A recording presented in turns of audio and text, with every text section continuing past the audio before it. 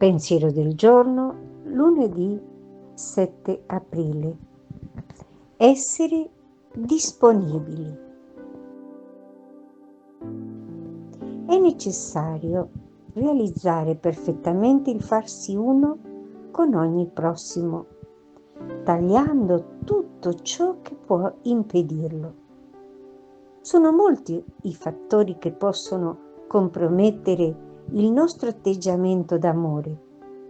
A volte è una questione di distrazioni, a volte è il desiderio di dare in fretta la nostra idea, di dare il nostro consiglio inopportunamente.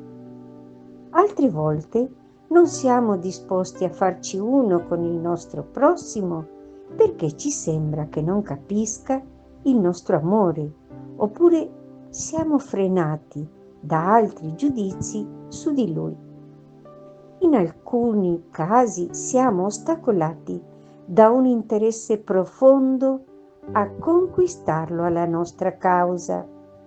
In altri casi non riusciamo a farci uno perché il nostro cuore è già occupato dalle nostre preoccupazioni, dai nostri dolori, dalle nostre cose, dai nostri programmi. Come possiamo allora farci uno affinché le preoccupazioni, i dolori, le ansie del nostro fratello possano entrare in noi?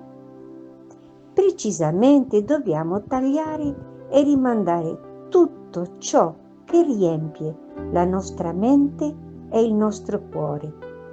Sì, tagliare per essere più liberi, più incondizionati nell'amore.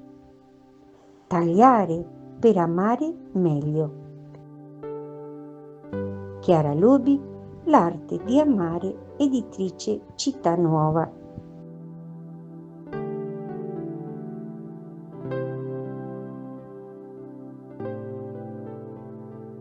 Ciao! Se ti è piaciuto questo video, metti mi piace, dito in alto e iscriviti al canale. È libero, gratuito e senza alcun impegno.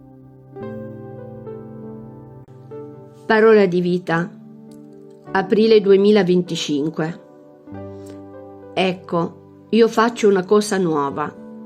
Proprio ora germoglia, non ve ne accorgete? Isaia, capitolo 43, versetto 19.